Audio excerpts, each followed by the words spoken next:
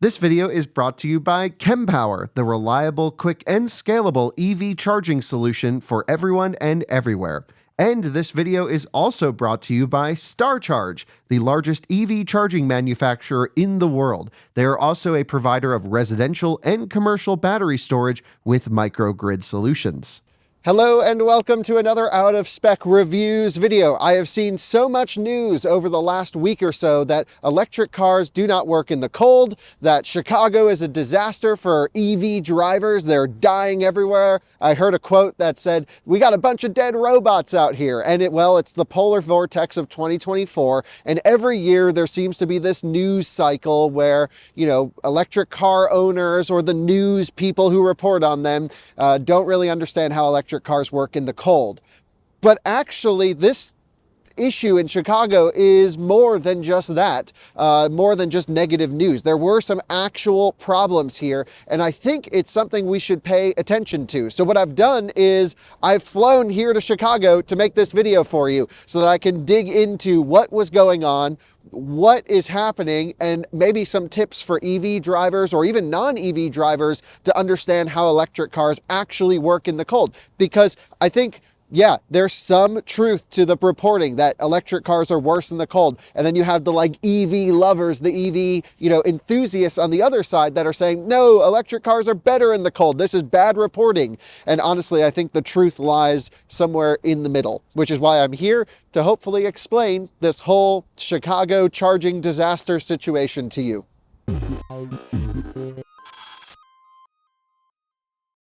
Well, I'm here with my friend Murchie. This is his Mustang Mach-E, and we'll get him on camera in a moment. And of course, he also is a YouTuber, so I'll leave his links in the description below. Also, thanks, dude, for filming this behind the camera. It's really cold out here. So I'm a day or two after the real sub-zero temperatures happened here in the Chicago area. But I have to be honest, looking at the map from our side, we did a whole podcast on our Out of Spec podcast channel about this, and having Murchie on the ground to explain the real world situation things did not look good. It seemed like there was actually some merit to the bad or the anti-EV reporting that was going around. People were running out of charge. There were issues at charging stations and cars were not charging.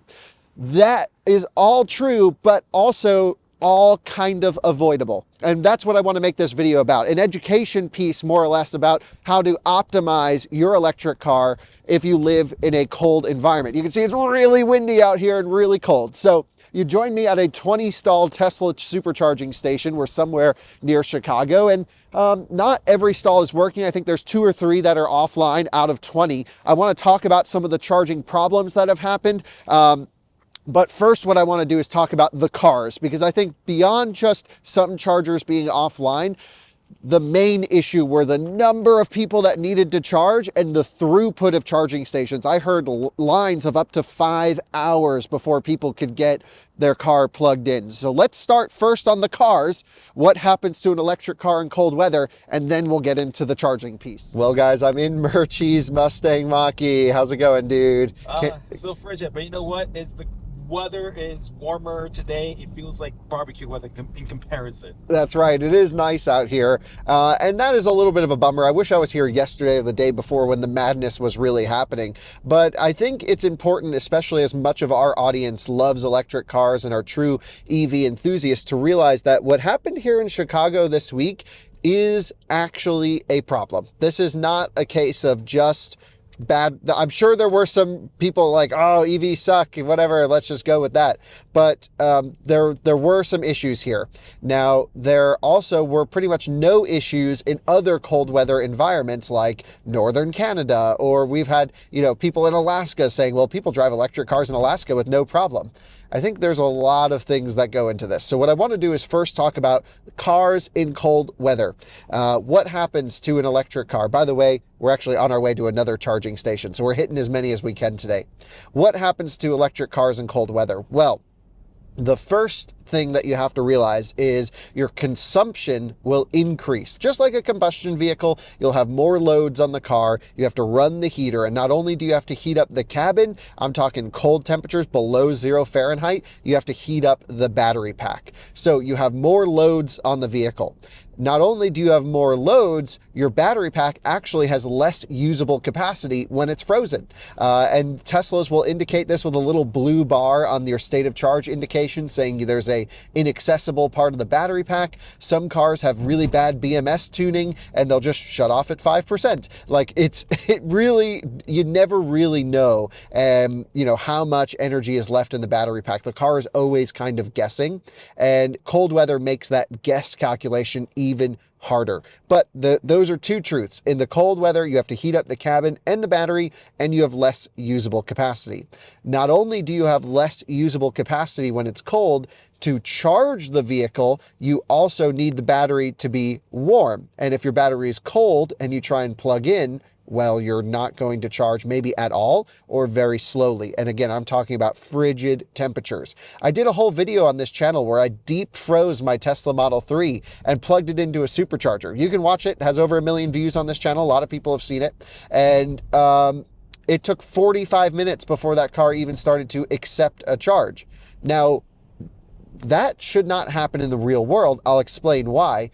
But it is important for you guys to realize that if you're trying to plug in a stone cold car to a charging station, an electric car, the chemistry needs to be above freezing. It needs to be above 32 or so. Otherwise, you'll have lithium plating. And each chemistry works a little bit differently. But ultimately, what we want is we want a warmer than freezing battery pack. And to get really fast charging speeds, you need it toasty. You want that battery pack at 70, 80, 90 degrees Fahrenheit for it to really rip the juice. So before we get over to the charging station, I want to talk about what you as a driver can do to optimize your EV in cold weather. Well, the first and most important thing to really EV drivers is the ability to charge at home or work and not relying on public DC fast charging infrastructure. This is so important to living a sane life. I mean, electric cars can truly reduce the annoyance of living with a vehicle. Like when I drive my combustion cars, I'm like, crap, fuel's low. I got to go somewhere to fill it up. With my electric cars, I plug it in at home. It's full, or at least at 80 or 90% when I'm ready to go on a trip, and I can just get in and it's always topped up. The thing is, in urban environments, especially one as sprawling as Chicago, there are so many people that do not have home charging here, and they've purchased an electric vehicle for cost or because you can buy a Tesla pretty cheap, and they're like, oh, I can get a Tesla used for 20 grand or whatever they're going for now. And so we're just seeing a huge influx of private owners that are stepping into an electric car, whether it's a Tesla or a non-Tesla electric vehicle, because the prices are so great, and you don't have to deal with maintenance, all the other benefits that you guys, I'm sure, are well aware of.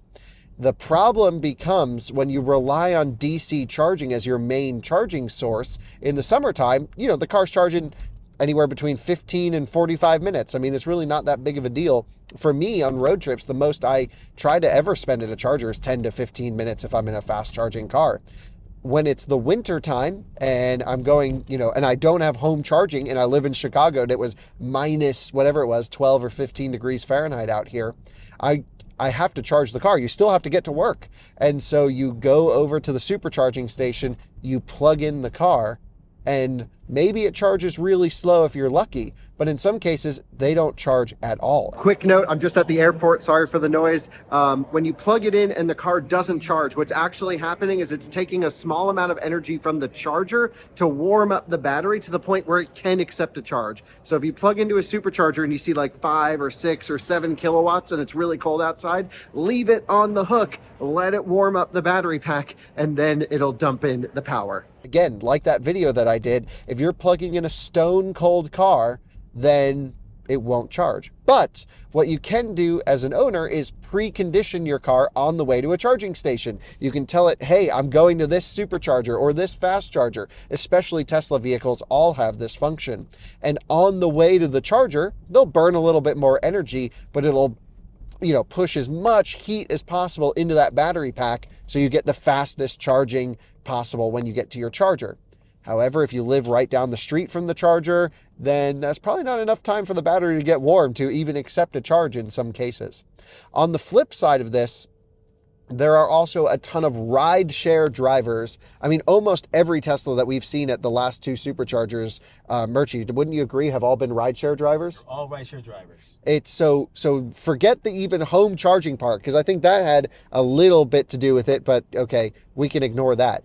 The Lyft and Uber drivers that are all driving rental, I guess you can sign up for a program, you pay a few $100 a week, I don't know, and you get to pile the miles on a electric vehicle to use for rideshare. They are all the ones at the charging stations. So these are people that did not research EVs when purchasing. They just had to get into a car, and now they're driving an EV, not understanding how, they charge slower in the cold or anything like this. Not only are they probably not preconditioning to the superchargers, but let's just say they are. Most of the rideshare vehicles, and I'm talking just on the Tesla side at the moment, are the Model 3 LFPs. These are the base Model 3, the cheapest ones, and it's a lithium iron phosphate battery pack, and also a single motor.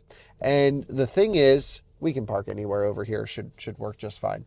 The thing is, the single motor variant of Model 3, which I think are the most popular even in Chicago with rideshare drivers, they can only precondition to half the heating power as a dual motor variant, one of the all-wheel drive cars, because they use the motors to heat themselves up.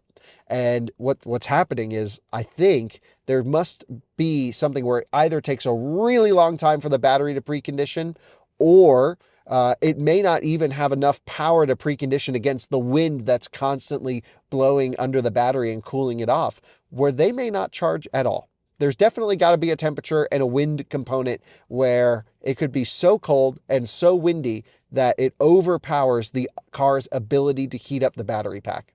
Now, my guess is we probably didn't see much of that. I think it was probably like people just plugging in, not getting fast charging speeds and going, oh, the chargers are broken in that case, or just clogging up a charger for 5 hours to charge the car, whatever it is.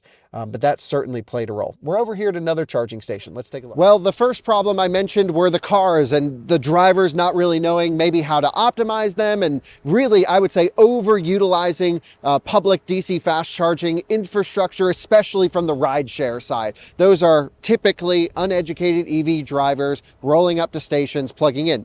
Now, my opinion is you should be able to drive any car in any environment with very little information. So I still think there needs to be rapid improvement on electric vehicle cold weather performance for this to work at mass scale. But the other problem, of course, is chargers. And you join me at an Electrify America charging station where I thought we were going to charge up Murchie's very cool Mustang Mach-E. But you will notice this charger shows, let's just show the viewers, unavailable. This is a BTC power charger, completely unavailable. And then if you come over here, this is another charger, completely unavailable, which means only one DC fast charger is working at this site, and it's the old BTC power one, not even the new ones. This is crazy. Electrify America has tried to tell EV drivers and automakers, because I've had automaker CEOs tell me no. Like I was talking to Pablo DeC, who's CEO of Volkswagen North America, and he was like, Kyle, you don't understand. The EA new infrastructure is so much better, and like the new chargers have high reliability. Well, here's two dead new ones and a working old one. And I constantly have been seeing this. A year ago, we saw the dead BTC power stations in Colorado, where we showed, I think the title was like, they don't work in the cold. And that caused a huge stir. And I think they like flew out the BTC team to like fix it the next day, is kind of the rumors that I hear. And it was just really a disaster how like our entire station went offline because it's cold. But here's another example a year later in Chicago with the same exact hardware, the brand new BTC power EA stations not working. This EV6 owner has to sit on a level 2 charging station at 7 kilowatts to charge up because, well, when your car is dead, you need to charge. And that was his only option. Really not great. So you have compounding problems here. There's more as well that comes into this. But not only EA stations were down and causing lines, there were also problems at Tesla superchargers that were causing issues, not just here in Chicago, but in other places. I was in Colorado driving back from Las Vegas during the cold snap, actually, and I noticed that like half of the superchargers were not working in Colorado. My local station, for example, it's an old version 2 charger. I've charged on that one at like minus 35 degrees Fahrenheit, really cold, working fine. For some reason, this cold snap, which only got us down to minus 10 or minus 15, basically made half of the chargers not available. I figured we'd throw in a Tesla supercharger, so I'm here at our local version 2 Loveland, Colorado charger. I'll hop out in a second, but our charger is actually power limited.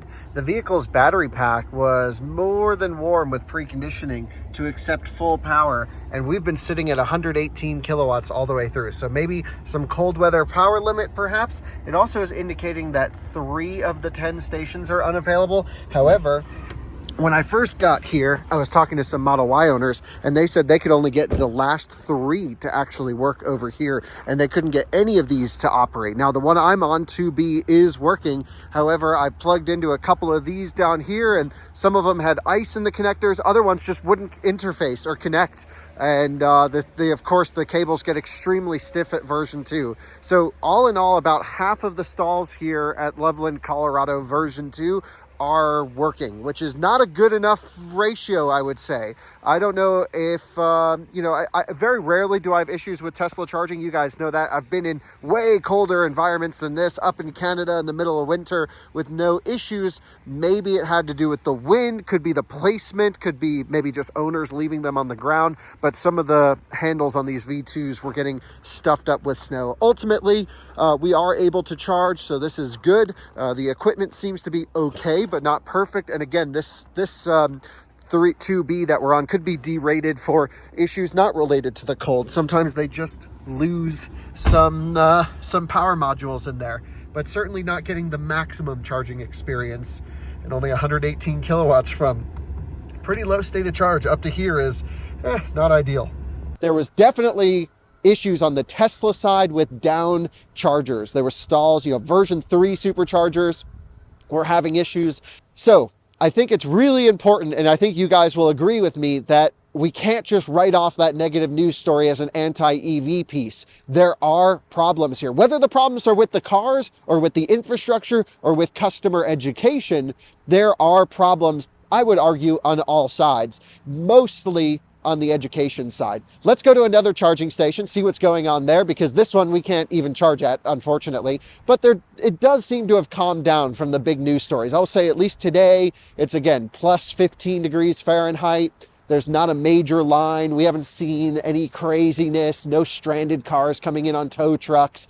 But I do want to talk about that a little bit as well throughout this video. So we have more exploring to do. Back in the car we go. Let's go find some more chargers. Well, you guys joined me at an EVgo station now. Again, there's different network operators providing EV charging. The 3 main ones, for those of you who may not be into EVs, are, of course, Tesla Supercharging Network for their own vehicles. They will open up here very soon, but then also Electrify America and EVgo. ChargePoint will sell their hardware, but they don't typically manage a charging network. And what you see is a EVgo station behind me. There's a BMW iX here waiting. There's a Bolt waiting, an i3 waiting. Those 2 cars down there are both Nero electrics. They're waiting to charge. And both the Bolt and actually both Neros, so 3 of these cars here, are again rideshare drivers. So really the Uber, the Lyft guys clogging up the public chargers, just another example of it. What I want to do though is actually bring Murchie on the camera, because he has lived through this trying to charge up his Mach-E, and Murchie is the biggest EV enthusiast I know, but also very realistic to say, like, okay, cold weather, there are some problems. After we talk to Murchie, we'll end the video giving you my tips for cold weather driving in an urban environment and what to expect, because I think we're going to see more of this into the near future. So I'll hand it over to Murchie, and let's talk about what's going on here at the EVgo, or actually I should say what's happening here in all of Chicago. Could be quite interesting. Right. Now it's really starting to look like an EV situation around here. We got cars waiting, we got a Lightning, we got 3 of them down there. For some reason, there's a Leaf parked there, not plugged in, and then this station isn't being used. Murchie, what's going on? Because you were here last night. Yes, I was actually here last night as early as 1:30 in the morning. And in fact, that Nissan Leaf has been here since last night. My assumption is that this is one of the vehicles that got towed here, and the owner is just nowhere to be found. So we don't know what's going on. It's possible because that EVgo in the back, that one's not working. And so there's no way for that Nissan Leaf to be able to reach up to find another, to move the vehicle to charge up. The second one, last line, it was working. We don't know why that spot's vacant. I'm but guessing it's not working now. I it don't know. looks We like it should might not try be it for working sure. again. Yeah, Yeah. we'll try it just to double check. But I would think if it's working, someone here would have plugged into it. Absolutely. So when I got here last night, I was parking at the last spot, and these two are actually 100 kilowatt machines. It was working. It was working at the best as it could. So I actually pulled in right around 25% state of charge, and the beginning rate was like about, I want to say about 62 kilowatts or 54 kilowatts, and it starts to slowly climb up into like a upward curve until it reaches to the max about 76, 77, what the vehicle can. Yeah, with 200 amp cables, that's all you're going to get on that Right. thing. So that all seems good. But I think ultimately high level. Ultimately high level. Tell me about what happened with your experience in Chicago. Rideshare drivers seem to be adding to it. Longer charging times because of cold batteries seems to be adding to it. What's your impression of what happened? So I really believe that it's not just the cold weather. Obviously, the cold weather is contributing to the issue that we're facing here in Chicago. But the bigger problem here we have in Chicago that's been happening over the last 6, 7 months, you just have a collection of rideshare drivers, Uber and Lyft. They're renting vehicles. They're renting Tesla Model 3s. They're renting Kia Niros. They're renting Chevrolet Bolts. I'm seeing just an army of Chevrolet Bolts just coming into these charging stations. And even as I'm driving around Chicago, because I myself doing Lyft part-time, and I'm every time I go to like a fast charging station, I'm always seeing at least 2 Bolts at the same site. Sometimes just a row of Chevrolet Bolts taking up the stations, and a lot of them are just charging up to 100%, even starting even above 50% stated charge. I get it. The Bolt doesn't have a lot of range. People gonna have the range anxiety. I totally get it. But I mean, that's one of the big contributing factors what's been happening here in Chicago. And then you have Electrify America. They're having reliability issues. Of course, it's been a lot has been covered into this channel and most other. Yeah, our viewers know they're not always the most reliable. Yeah, sure. Absolutely. But with EVgo, they tend to be a little more reliable than Electrify America. Except in this case. Of course. Yeah. But also just like going back to what you said, Kyle, it's just like the general education. When people are driving electric vehicles, they need to be aware of what happens when with the cold battery and what affects to them.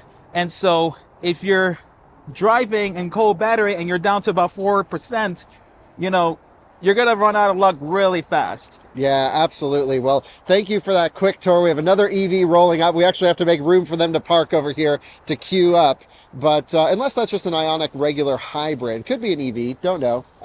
Yep, I think it's just a regular hybrid one. Okay, all part of the fun.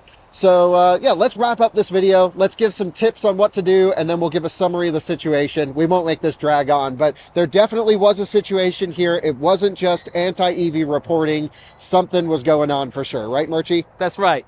So this one over here shows error detected on the charging. It says, please unplug and wait 10 seconds. Well, error code 0, and unfortunately this Leaf has just been left here. So yeah, feel bad for the owners of that one. And then over here, this one is looking like it might be working. I don't know why no one's choosing to charge on it though.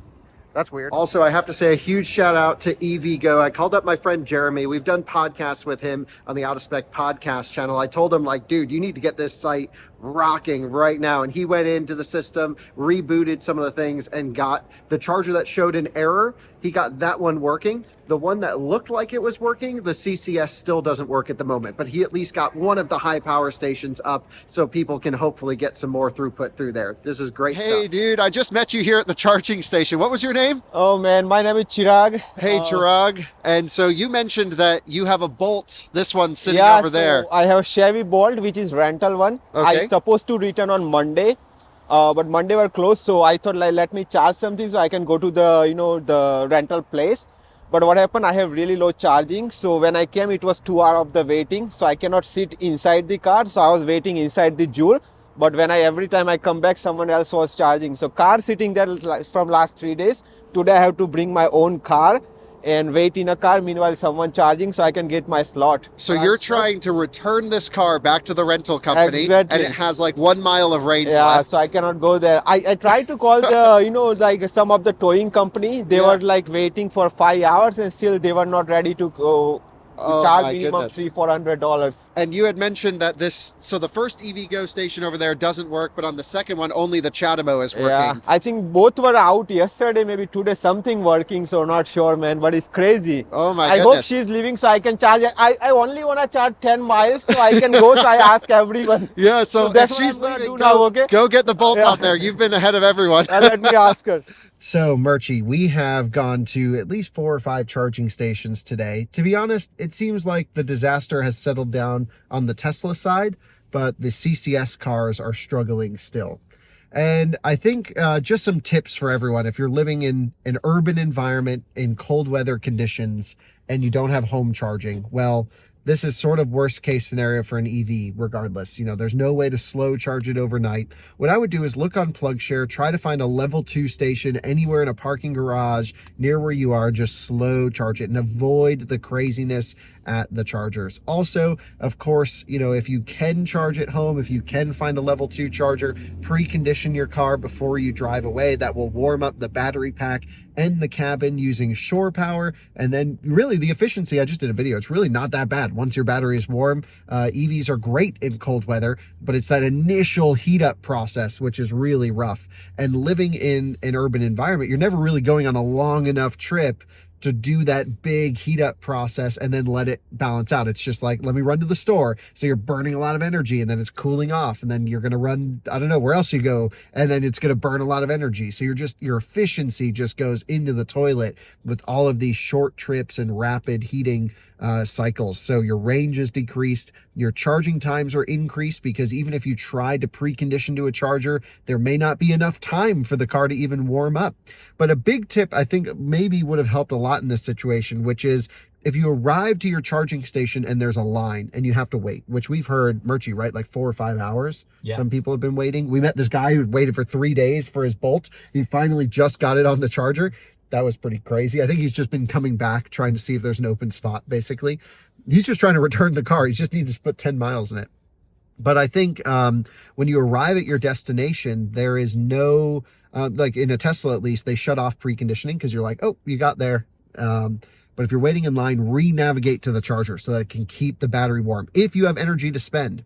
Now, Murchie, you were saying that this charging station isn't even in the Mach-E's system, right? Yeah, this is like one of the very few stations around Chicago where it doesn't have the station in the Sync 4 navigation, because when you activate, so the only way to activate preconditioning in the Mach-E is that you put the destination to the charging station in the Sync 4 navigation. It'll start preconditioning for you. But the funny thing is too, it doesn't even tell you that you're preconditioning, but that's something that the Ford has told us. Right. So you just have to trust that it's warming up the battery. Yeah. So, it's very specific to each vehicle make and model. For example, the new GM Ultium stuff, the BMW stuff, they all let you manually precondition, even if you're not heading to a charger. That could be extremely helpful in cases like this. But ultimately, driving an EV, we're still very early days of EV technology. We're still very early days of EV charger technology. For example, we have 2 chargers down here. There were 2 chargers down at the EA site. Tesla seems to be doing better, but there was a dip where like their stations were going offline too, which is pretty crazy and extremely rare for Tesla, but it does happen. And we do have the screenshots, of course, when we sent out the rate your charge alert that you helped us do. So thank you for that. But, basically it's all thermal management. That's what cold weather with EVs are. If you're like me and have a driveway and home charging, I don't even think about the cold weather. 10 minutes before I left for the airport this morning, I hit my Model 3, warmed it up. It was great, ripped to the airport, no problems. And, it's all good in my world, but there's still so many people without home charging that rely on public infrastructure that it becomes a problem. And that really brings me to the summary of the video, which is what happened here in Chicago to get all of the attention. I think the issues in Chicago go beyond cold weather. Your infrastructure, your the people who are driving EVs, the rideshare problem, this has all been happening already. Your stations have been clogged. I notice the same thing when I visit New York or LA. It's already a pain to charge under nice, warm, normal conditions. At least in those conditions, you don't have to, remember to precondition an EV or have, even further compounding problems of broken chargers. There's just so many people charging. So first, you have a throughput issue under even normal conditions. Then you add cars that have, longer charging times because of lack of preconditioning. And so that means that your 30-minute charge may turn into a 2-hour long charge to get what you need.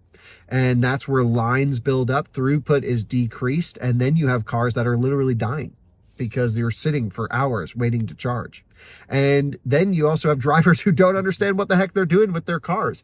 And you have cars that maybe aren't suited with the configuration to the coldest environment. I'm thinking rear-wheel drive Model 3 as an example, only having that rear motor that can create waste heat plus the heat pump it can do as well, but it's not enough to rapidly heat up the battery pack. So what I think ultimately happened here was you were already strained. Yeah. But then the cold weather just really destroyed the whole thing. Took it to a whole 2 new levels. Absolutely. And I think it probably will get to this level naturally with more EVs, start going into the rental fleets and with rideshare drivers who are doing them. I think we'll see lines regardless. I see them in LA. I see them in New York. I see them in Miami. It's getting crazy with the infrastructure not keeping pace with the number of vehicles sold.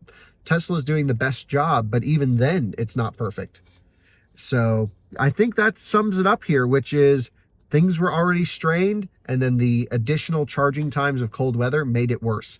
Now, I may want to do another video in the future about what happens to an electric car in extreme cold, because we've heard reports of just cars dying at 10% or 6% and other things like that. And, a lot of them, that's just a whole nother video that we need to do. Yeah. And that's a very rare case. I think in general, like for example, this Bolt started up with 1 mile of range after sitting since Monday. So they're fine. It's just for the most part, it was a charger issue, it was a throughput issue, and people didn't plan for the lack of efficiency that they were expecting to get. So any final thoughts, Murchie? Invest in a level 2 charger.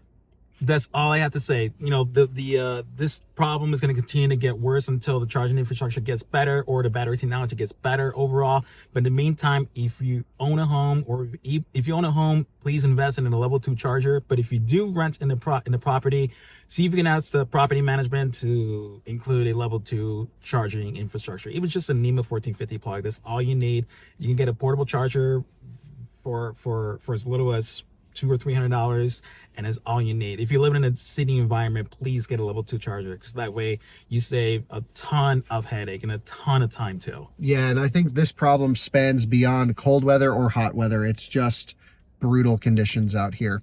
So Well, thanks for watching. We'll see you on another one again soon. Bye-bye. Well, just after we ended that video, it's pretty interesting. The gentleman who was trying to charge the Bolt was just giving us some more information where he's an Uber driver. He rented the Bolt and he's like, I don't want the Bolt. He's like, you know, give me a regular car, because he's been so frustrated having to publicly charge this thing. And I guess as an Uber driver, you have that program where they let you borrow a car. But damn, I think what needs to happen here is Uber and Lyft are massive companies. They should take care of their drivers, understand that people need to get around and they shouldn't be sitting here at charging stations all day. It's bad for people who use them from the public. It's bad for the Uber drivers. They need to build their own hubs. There needs to be rideshare only charging hubs for sure. There's just no option at this point. And, you know, he was basically saying that he has to rent 2 cars now. So he's rented that Ioniq hybrid basically to continue working while he's also paying the rental on the Bolt that's sitting here. Wow. And he's just like waiting to charge it up so he can get it back to the depot and return it. Wow. It's crazy. He said he's been driving here for 3 days, every 2 hours coming by this station. And just now, surprisingly, when we were here, he got it to get plugged in for the first time. And this Leaf has been here for 2 days, just parked there. So owners, don't do that. And like EVgo, you should probably tow them, because fix the chargers first and then tow them. Yeah. Yeah, I think that's a good order. Craziness out here. Thanks for watching. See you guys. Bye-bye.